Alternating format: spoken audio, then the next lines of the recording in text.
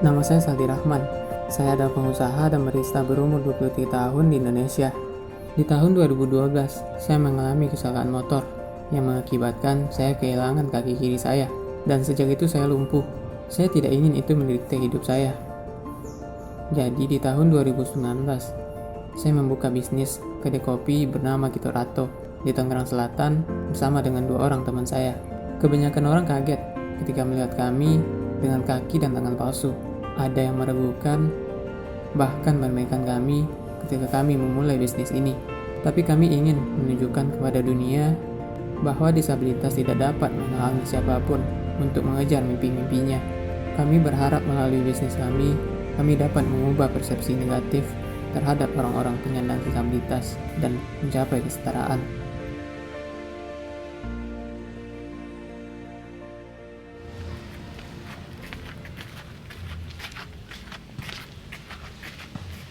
Halo Mas, Halo Kak, aku Rana dari Asian Boss. Boleh nggak kita ngobrol-ngobrol? boleh. Itu udah berapa lama Mas buka? Kalau sekarang jalan 1 tahun. 1 tahun. Awal bukanya itu di Agustus 2019 Kak. Sampai akhirnya tercetus kopi Rato ini gimana tuh Mas ceritanya? Awalnya eh, di perusahaan tempat saya kerja itu kontraknya udah mau habis. Jadi atasan saya yang Pak Agus tadi, saya pengen buka kedai kopi nih Pak, tapi terhalang modal. Kebetulan Pak Agus punya mobil VW yang nggak kepake, dipinjemin lah. Tapi dia nyuruh cari tim, akhirnya saya kontak Randy, Rahmat, dan lain-lain teman. Akhirnya mereka mau join. Kebetulan Randy yang bisa bawa mobil, ya udah gitu ya. Ini mobil VW yang Pak Agus Iya. berikan ini? Iya. Oh, aku pertama-tama boleh tanya nggak Mas Saldi itu penyandang disabilitas apa? Oh iya. Kalau saya tunaraksa Kak. Jadi saya dulu kecelakaan waktu sekolah, waktu kelas 2 SMP itu tahun 2012, kecelakaan motor, bonceng sama teman, terus nabrak mobil, akhirnya kaki saya patah. Terus karena saya tinggal di daerah, mungkin orang-orang daerah mungkin masih mikir kalau dibawa ke tukang urut mungkin bakal lebih cepat gitu. Akhirnya saya dibawa ke tukang urut, kaki saya itu di tulang kering sebelah kiri patahnya, jadi dibalut pakai kain gitu. Mungkin karena udaranya nggak masuk atau gimana, dari sini ke bawah itu udah hitam warna kulitnya dan ngeluarin itu bau yang nggak sedap juga. Pada saat itu berat nggak sih Mas? Ngadepinnya? Berat sih Kak. Waktu itu kan operasinya 2 kali. Awalnya di bawah lutut, saya mikirnya kalau masih di bawah lutut, kalau saya jalan itu bakal nggak kelihatan kalau saya diamputasi karena masih ada lutut. Ternyata seminggu kemudian infeksinya itu terus naik. Bahkan kalau kata dokternya kalau nggak dioperasi hari ini, besok dia bakal jalar ke organ dalam dan kemungkinan kamu nggak bisa ditolong lagi katanya. Ya mau nggak mau ya harus diamputasi atas lutut gitu sini. Itu mungkin dalam 2 minggu itu kerjaan saya mungkin nangis saja sih, kenapa harus saya gitu. Tapi balik lagi di keluarga itu yang support saya itu keluarga. Kebetulan saya anak pertama, saya punya adik 2 orang dan keluarga saya itu dua-duanya itu petani. Jadi kalau bukan saya yang kedepannya yang ngebiayain adik-adik ini siapa gitu sih Kak. Tapi aku boleh lihat nggak sih sampai mana itu? Iya. Kalau nggak keberatan? Dulu awal operasinya itu di bawah lutut, jadi segini awalnya. Terus dilanjut lagi, mungkin sampai ke atas lutut Kak. Jadi ini proses kaki palsunya itu masangnya sampai ke ini, Sampai tumpuannya di ke pinggul. Untuk penyembuhan secara psikis, secara emosional itu berapa lama waktu yang Mas Saldi butuhkan sampai akhirnya bisa mungkin menerima keadaan yang sekarang?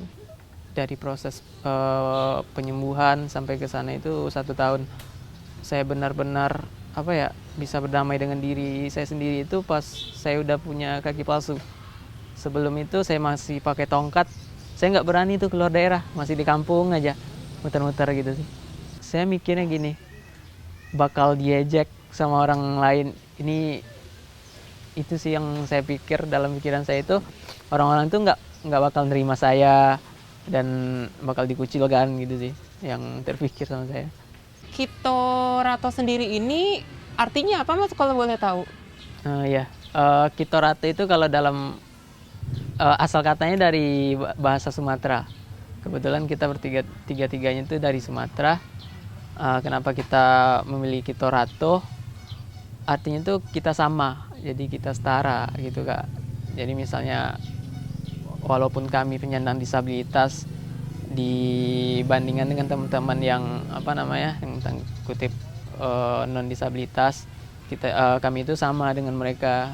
Kita itu sama-sama punya mimpi, sama-sama punya tujuan, itu sih. Maaf Kak, sebentar ada customer yang mau order. Oh ya, silakan Mas. Iya.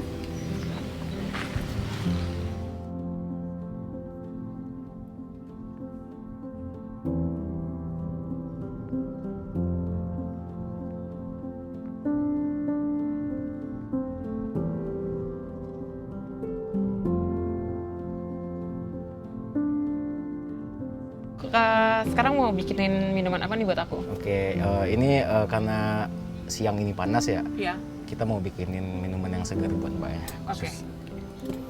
Boleh tahu nggak nama minumannya apa? Ini mocktail melonet gitu. Oke. Dia pakai jeruk nipis. Nah, untuk jeruk nipisnya karena kita satu tangan ya, Oh, oke. kita harus berdua gitu motongnya, satu megangnya, satu motongnya. Oh. Berarti ini salah satu minuman yang disiapkannya tuh harus spesial ya Mas? Harus 2 orang. Iya. Ini sulit nggak sih Mas nyiapin minuman kayak gini nih? Ya awalnya sih sulit Mbak, cuman ya karena kita berkolaborasi seperti ini ya akhirnya kita terbiasa kan. Berapa Terus ya, lama Mas sampai lancar untuk seperti ini? kayak gini nih, lari-lari kayak gitu itu kesulitannya. Oh, oke. Ini kita ngambil garisnya susah. Mungkin Mamat megangnya dari sini, berat memotongnya di sini. Berarti kerjasama harus tepat ya Mas?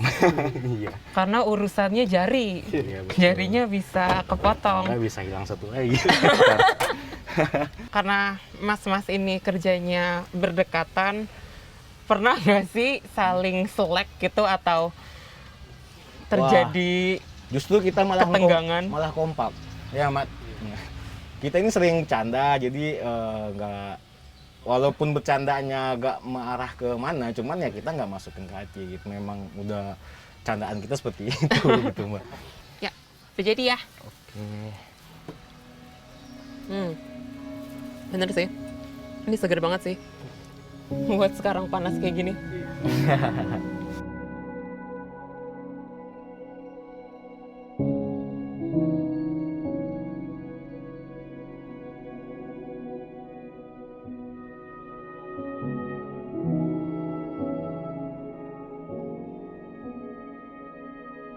Tadi Mas Aldi udah cerita filosofi nama Kitorato sendiri, tapi harapan Mas Saldi sendiri dengan membuka kedai kopi ini tuh apa sih yang utamanya? Saya berharap dengan adanya Kitorato ini bisa membantu lebih banyak lagi teman-teman disabilitas sih Kak, terutama yang ke daerah-daerah yang mereka masih punya keterbatasan untuk menjangkau ke yang nggak berani keluar dari daerah mereka gitu, yang nggak berani merantau dan Membuka lapangan pekerjaan Iya, buat teman-teman ya Mas. Mas Aldi ngajar nggak sih di Kitorato sendiri untuk pelatihan barista yang untuk teman-teman disabel?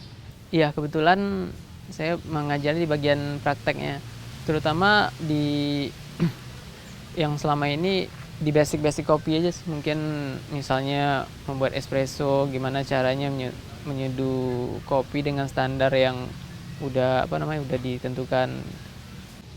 Mas Aldi, perasaannya gimana melihat antusiasme teman-teman di saat belajar? Sangat senang sih Kak, menurut saya dengan adanya pelatihan kayak pelatihan barista ini, bahkan dari mereka itu saking antusiasnya ini dalam 10 hari ini nggak cukup gitu, jadi mereka pengen tambah. pengen nambah. Kebetulan hari ini akan ada wisuda Kak, dari teman-teman yang ikut pelatihan. Jadi mereka udah 10 hari ikut pelatihan barista di Kitorato, dan dari mereka itu udah sampai di hari ke-10 dan bakal diwisuda hari ini. Jadi 7 orang ada dari teman tunarungu dan 5 orangnya tunadaksa. Aku boleh nggak Mas ngelihat wisudanya? Boleh Kak?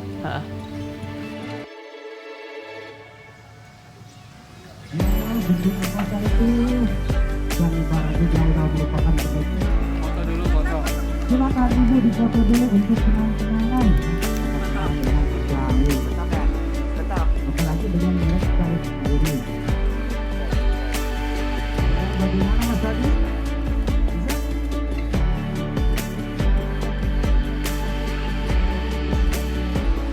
Sebelumnya Mas, aku boleh nanya nggak, untuk Mas sendiri penyandang disabilitas apa? Saya penyandang disabilitas tunadaksa. Intinya saya di rumah tuh kegiatannya jahit. Ini lagi terkena dampak corona ini kan, alhamdulillah ada pelatihan di bikin kopi di Kitorato ini, kesempatan banget. Saya sangat berterima kasih pada panitia-panitia di Kitorato sini. Menjadi tunadaksanya karena apa ya Mas, kalau boleh tahu? Saya mulai jadi tunadaksa ini sejak umur 5 tahun. 5 tahun itu zaman dulu kan belum setiap panas sontek, jadinya langsung panas disontek, itu tahu-tahu kakinya layu itu jadinya panas, akhirnya jadi begini.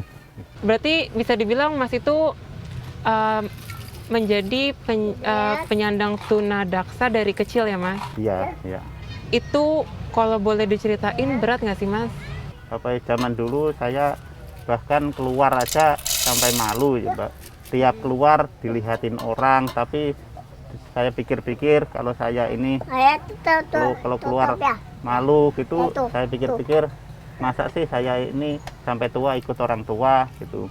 Saya pikir-pikir masa saya nggak punya masa depan. Akhirnya saya memperberanikan diri jalan-jalan ke tempat rame-ramean gitu pokoknya. Zaman dulu saya nonton layar tancap aja, orang-orang bukan nonton layar tancap, malah nonton saya. Itu buat Mas sendiri apa sih yang bisa menguatkan diri Mas dalam menghadapi Saya semua itu ini? mengkuatkan diri saya ini, mikir masa depan saya. Masa depan saya nanti saya harus punya membahagiain orang tua saat pertama. Yang kedua saya itu nanti punya anak istri, saya harus punya pandangan ke depannya gitu. Tadi aku lihat Mas di depan bikin kopi. Hari ini kan juga hari kelulusan ya Mas. Itu perasaannya gimana Mas kalau bisa diceritain? Perasaannya sangat senang banget bisa membuktiin di depan, ditonton-tonton orang-orang banyak gitu, bahwa saya ini tunadaksa bisa membuktiin ke depan bikin kopi yang spesial buat bapak-bapak ibu-ibu yang dari balai. Sangat senang, mereka juga antusiasi, sangat senang, bangga dengan kita gitu, bahwa keadaan begini masih bisa semangat untuk bekerja dan ikut bimbingan ini.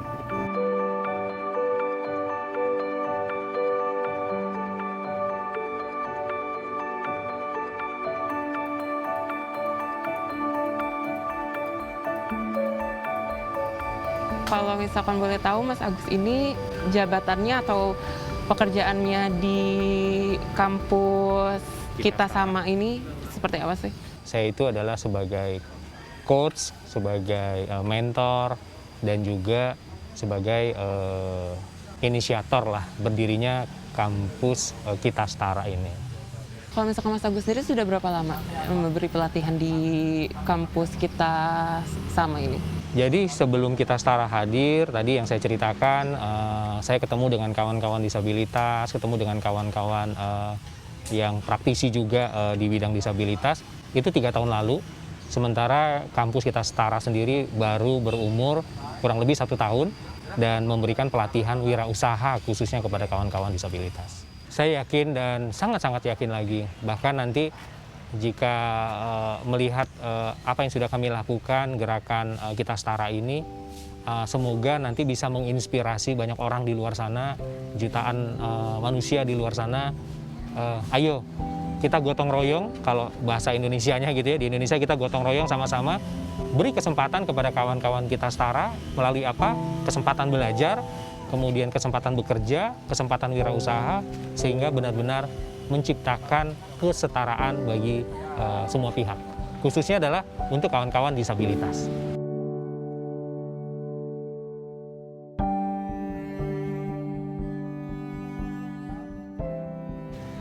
Gimana Mas Saldi ngelihat murid-muridnya hari ini udah wisuda, gimana perasaannya? Alhamdulillah sangat senang sih Kak. Mereka sudah bisa sampai ke hari yang 10 ini dan akhirnya tadi udah diwisuda. Kedepannya mereka udah punya bekal, kalaupun mereka udah pengen punya usaha mandiri dan udah punya bekal juga. Kalau untuk rencana Kitorato sendiri ke depannya nih Mas, itu akan seperti apa sih? Kalau untuk kedepannya, untuk penambahan cabang itu ada sih Kak, planning kedepannya. Penambahan personil juga, soalnya kan kebanyakan teman-teman disabilitas banyak yang nggak kerja juga, dan kita pengen mereka ngerasain juga kerja itu seperti apa. Kalau misalkan untuk teman-teman penyandang disabilitas yang lain yang mungkin pada saat ini dalam kondisi down atau sedang depresi, Mas Aldi punya pesan nggak untuk mereka? Untuk kamu yang sekarang merasa merasa terpuruk, merasa belum bisa berdamai dengan dirinya, dulu saya juga pernah di posisi itu, bahkan saya juga sempat nggak mau melanjutin hidup saya lagi gitu. Tapi balik lagi ke motivasi saya, tujuan saya hidup itu apa? Tujuan saya itu keluarga, yang terutama keluarga dan untuk diri saya sendiri. Kalau saya masih tetap seperti ini, mau berapa lama lagi gitu? Sedangkan waktu terus berjalan, kita nggak mungkin tetap stuck di situ aja. Nggak ada kemajuan di diri kita gitu, itu sia-sia sih menurut saya. Mungkin untuk teman-teman mulai dari langkah kecil dulu, mungkin dengan hal baru, mencoba lakuin apa yang teman-teman senangin sekarang dan perdalam itu. Mungkin itu pesan dari saya.